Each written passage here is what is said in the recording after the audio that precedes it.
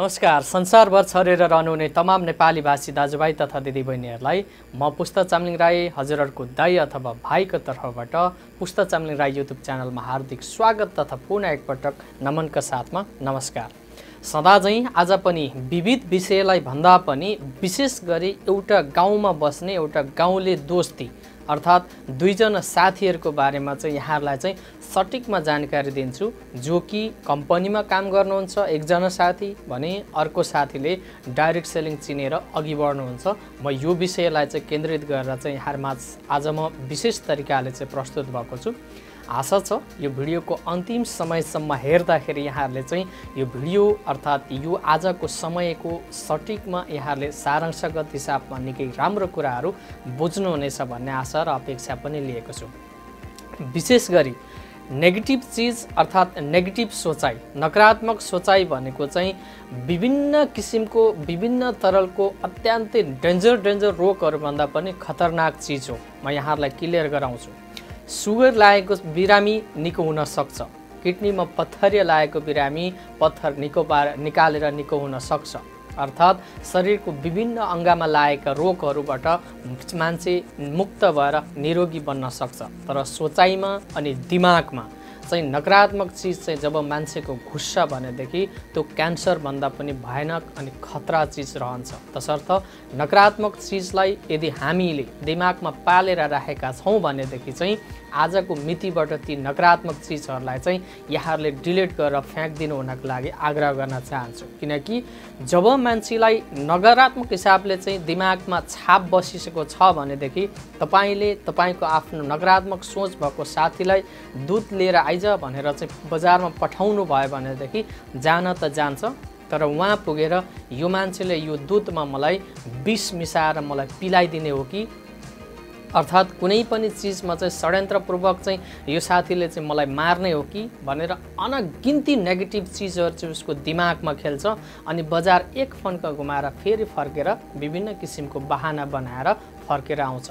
तसर्थ नेगेटिभ चीज अर्थात् नकारात्मक सोचलाई चाहिँ हामीले जराइबाट निकालेर फ्याँक्न सक्यौं भने मात्रै तपाईं र म एउटा साथी र साथीत्वको भावनामा पनि शुद्धता आउँछ। साथमा के रहन्छ भनेदेखि एउटा मित्रतामा अर्थात् हामी अघि बढ्नको लागि पनि विभिन्न तरिकाले राहत पुग्ने गर्दछ। तसर्थ म यहाँहरूलाई सटिकमा एउटा सानो कथामा चाहिँ यहाँहरूलाई चाहिँ केन्द्रित गराउँछु। विशेष गरी एउटै गाउँमा बस्ने व्यक्ति एउटै गाउँमा सँगै हुर्क्यो, सँगै पढ्यो अनि सँगै नै विदेश आएको मान्छे प्रवासतिर छिर्छ। प्रवासमा छिर्दाखेरि एकजना कम्पनीको म्यानेजर बनेर छिर्छ भनेदेखि अर्को कम्पनीको लेबर बनेर छिर्छ, अर्थात् नोकर कामदार बनेर छिर्छ। अनि कम्पनीको म्यानेजर बनेर प्रवासतिर छिर्ने व्यक्तिलाई कम्पनीले विभिन्न किसिमको सुविधा दिन्छ। इन्टरनेटको सुविधा छ, कम्प्युटरको सुविधा छ, रुममा विभिन्न किसिमको सुविधाहरू छ। साथसाथमा उसलाई चाहिँ प्राइभेट रूपमा चाहिँ चढेर हिँड्नका लागि उसलाई गाडी पनि कम्पनीले प्रोभाइड गरिदिएको छ, मिलाइदिएको छ, सुविधा दिएको छ भनेदेखि एकजना साथी चाहिँ सानो सेलेरीमा काम गर्छ अनि वर्कर एउटा नोकर बनेर एउटा कामदार बनेर काम गर्छ। तर बीचमा ती दुवैजना चाहिँ प्रवासमै छ, विदेशमै छ। तर एकजना जो व्यक्ति चाहिँ एउटा वर्कर कामदार बनेर चाहिँ काम गरिरहेको व्यक्ति चाहिँ कपडा पनि झुम्रो र मैलो लाउँछ।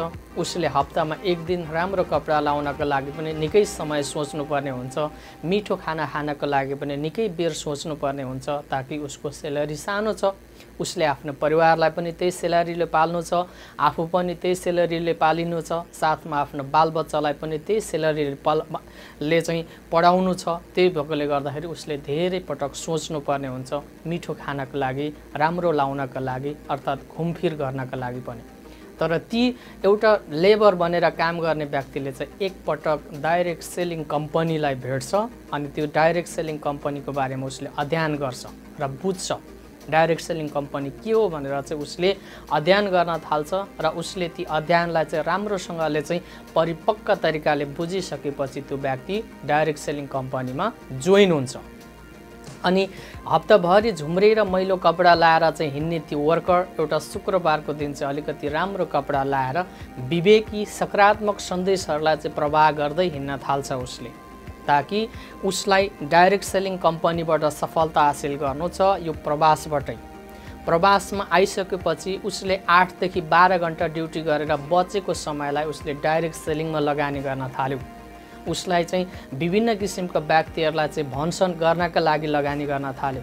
तर त्यो म्यानेजर भन्ने व्यक्ति चाहिँ उसलाई इन्टरनेटको पनि सुविधा छ, कम्प्युटरको पनि सुविधा छ, गाडीको पनि सुविधा छ, गाडीमा पनि एसी, रुममा पनि एसी, कम्पनीमा पनि एसी, उसलाई विभिन्न तवरले सुविधाले ऊ ड्युटी सिद्धेर रुम छिरिसकेपछि इन्टरनेटमा भुलिन थाल्छ। तर वर्कर ड्युटी सकेर रुम छिरिसकेपछि ऊ विभिन्न किसिमका व्यक्तिहरूलाई चाहिँ डाइरेक्ट सेलिङ कम्पनीमा इन्भल्भ गराउनका लागि समयलाई लगानी गर्न थाल्छ। अनि उसले प्रत्येक दिन समयलाई लगानी गर्दै जान्छ, साथमा विभिन्न किसिमको व्यक्तिहरूलाई चाहिँ डाइरेक्ट सेलिङ कम्पनीमा चाहिँ इन्भल्भ गराउँछ। अनि साथसाथमा ऊ एउटा टिमको लिडर बनेर चाहिँ अघि बढ्छ। हप्तामा एक दिन सुकिलो कपडा लाउँछ, त्यसपछि ऊ निस्किन्छ। तर दिनकै म्यानेजर बनेर चाहिँ बस्ने, राम्रो चटक्क परेर बस्ने मान्छे चाहिँ इन्टरनेट अर्थात् विभिन्न किसिमको यस आराम मोज मस्तीमा रम्न थाल्छ। उसलाई खानाको पनि विभिन्न किसिमको परिकारहरू आउन थाल्छ। तर त्यो गरिब, त्यो एउटा नोकर भने एमएलएम अर्थात् डाइरेक्ट सेलिङ कम्पनीमा इन्भल्भ भएर उसले मेहनत गर्न थाल्छ, रात दिन मेहनत गर्छ। 2 वर्ष अर्थात् 3 वर्षको बसाइ पश्चात त्यो मान्छे नेपाल जान्छ अर्थात् स्वदेश जान्छ। स्वदेश गइसकेपछि डाइरेक्ट सेलिङ कम्पनीकोबाट चाहिँ उसले समय लगानी गरे बापत चाहिँ उसले पाएको आफ्नो सफलताको कथा कहानीहरू, साथमा मन्थली आय आर्जनको बाटोहरू पनि बनाएर सुनिश्चित बनाएर जान्छ। अनि देश विदेश घुम्ने अवसरहरू पनि उसले पाउँछ। ऊ वर्षौनी ऊ देश विदेश घुम्न थाल्छ, सित्तैमा देश विदेश घुम्न थाल्छ। अनि त्यो म्यानेजर बनेर बस्ने व्यक्ति चाहिँ त्यही कम्पनीमा रहेर चाहिँ ऊ इन्टरनेसनल ट्राभलमा घुमिरहेको फोटोहरूलाई चाहिँ उसले लाइक गर्दै बस्न थाल्छ। अनि त्यसपछि कुनै वर्ष फेरि त्यो व्यक्ति त्यही कन्ट्रीमा चाहिँ घुम्ने एउटा अवसर पाउँछ त्यो गरिब व्यक्तिले। अनि घुम्छ। 10-15 वर्षपछि फेरि त्यो कम्पनीमा रिटर्न आउँदाखेरि अर्थात् त्यही देशमा फर्केर घुम्नका लागि एउटा भिजिटिङको लागि आउँदाखेरि त्यही कम्पनीमा जान्छ, जुन कम्पनीमा उसले एउटा लेबर बनेर काम गरेको थियो, नोकर बनेर काम गरेको थियो, त्यहाँनिर गएर उसले जान्छ। जाँदाखेरि त्यो फोरम्यान म्यानेजर भन्ने व्यक्ति त्यहीँनिर बसिरहेको हुन्छ, ताकि उसलाई सुगरले छोइसकेको हुन्छ, प्रेसरले छोइसकेको हुन्छ, दमले छोइसकेको हुन्छ। अनि रोगी बनेर त्यही थोत्रोकार, त्यही रुम अनि त्यही सुविधामा चाहिँ ऊ खोक्दै बिरामलाई चाहिँ विभिन्न किसिमले चाहिँ औषधिहरू खाँदै औषधिको भरमा आफ्नो जिन्दगीहरू पालिरहेको हुन्छ। अनि त्यो समयमा महसुस गर्छ, हिजोको दिनमा तैँले जे गरेको थिइस् आज त्यो तैँले सही गरेको रहेछस्। म म्यानेजर बनेर ठुलो पल्टेर बसेँ, आज रोगी बने, भक्तभोगी बने, औषधिको भरमा मैले बाँच्नु परेको छ। तर त भने हट्टकट्ट जुन रूपमा चाहिँ हिजोको दिनमा प्रवास छिरेको थिइस्, अहिले पनि त तेरो आफ्नो खानकीले अर्थात् डाइरेक्ट सेलिङ कम्पनीमा जुन कम्पनीमा जोइन भएको थिइस् त्यो कम्पनीको उत्पादनले तेरो आफ्नो उमेर पनि घटाएको रहेन रहेछ। संसार पनि घुमिरहेको छस्, मजा पनि लिइरहेको छस्, साथमा पैसा पनि कमाइरहेको छस्, कति आनन्दको जिन्दगी बाँचिरहेको छस्, जिरहेको छस् है भनेर 2 थोपा आँसु टक्रक्क झार्छ। अनि कटक्क मन खान्छ त्यो व्यक्तिले। भनेदेखि त्यो व्यक्ति जुन डाइरेक्ट सेलिङ कम्पनीमा जोइन भएको व्यक्तिको कम्पनीको नाम हो डिएक्सएन कम्पनी। डाइरेक्ट सेलिङ कम्पनीमा चाहिँ को मातहतबाट चाहिँ एमएलएम पद्धतिबाट अघि बढेको कम्पनी हो डिएक्सएन, जसको उत्पादनहरूले चाहिँ मान्छेको उमेरलाई चाहिँ यथावत राख्नका लागि मद्दत पुर्याउँछ। किनकि प्रत्यक्ष रूपमा मान्छेको स्वास्थ्यसँग सम्बन्धित उत्पादनहरू भएकोले गर्दाखेरि मान्छेलाई उमेर बढाउनका लागि अर्थात् उमेरमा चाहिँ तलमाथि गराउनका लागि नागरिकता अर्थात् सर्टिफिकेटमै उमेर चेन्ज गर्न जरुरत छैन, घटाउनलाई जरुरत छैन। मात्रै डिएक्सएन कम्पनीको अर्ग्यानिक उत्पादनहरू जो कि जडीबुटीको राजाबाट उत्पादित उत्पादनहरू, रातो च्याउ अर्थात् गान्डोडर्माबाट निर्मित उत्पादनहरूको नियमित रूपमा प्रयोग तथा सेवन गर्ने हो भनेदेखि मान्छेको उमेरको लागि अर्थात् स्वास्थ्यको लागि कुनै पनि चिन्ता लिन पर्दैन। तर यो चिजलाई हामीले समयमै मध्यनजर गर्न जरुरी छ, नत्र भनेदेखि धेरै ठुलो पदमा छु, धेरै ठुलो पोस्टमा छु, आज म पैसावाल छु, आज पैसा कमाइरहेको छु भनेर गजक्क पर्दाखेरि कतै भोलि तपाईलाई त्यो श्रमिकले अर्थात् एउटा लेबर, एउटा नोकर बनेर काम गर्ने व्यक्तिले चाहिँ संसार घुमिराख्दाखेरि तपाईले घुमेको फोटोहरूमा, तस्बिरहरूमा लाइक लगाउनु बाहेक अरू केही पनि नहोला। अर्थात् तपाईँ आफ्नो शरीरमा विभिन्न किसिमको रोगले ग्रसित बनेर हस्पिटलको औषधिको गोलीको भरमा अर्थात् ट्याब्लेटको भरमा आफ्नो जिन्दगी जिराख्नुपर्ने समयहरू आउँदैन भन्न सकिन्न। तसर्थ अहिले नै यो समयमै हामीले डिएक्सन कम्पनीको उत्पादनहरूलाई चाहिँ राम्रो तरिकाले बुझ्ने र बुझिसकेपछि त्यसलाई सिस्टमेटिक तरिकाले चाहिँ तपाईँ कम्पनीमा रोजगार गर्दै हुनुहुन्छ, कम्पनीको ड्युटी समयबाट बचेको समयलाई चाहिँ तपाईँले डाइरेक्ट सेलिङ अर्थात् डिएक्सन कम्पनीको मल्टिलेभल सिस्टम र पद्धतिको बारेमा चाहिँ बुझ्न र बुझाउनतिर चाहिँ लगानी गर्नुभयो भनेदेखि तपाईलाई एक दिन स्वतन्त्र जिन्दगी जिउनका लागि मद्दत पुर्याउँछ डिएक्सन कम्पनीको सिस्टमले। भने तपाईलाई स्वास्थ्य र निरोगी हिसाबले चाहिँ आफ्नो जिन्दगीहरू जिउनका लागि अर्थात् संसार घुम्नका लागि मद्दत पुर्याउँछ डिएक्सन कम्पनीको उत्पादनहरूले। भनेदेखि यी चिजलाई तपाईले गहिरिएर अध्ययन गर्नुहोस्।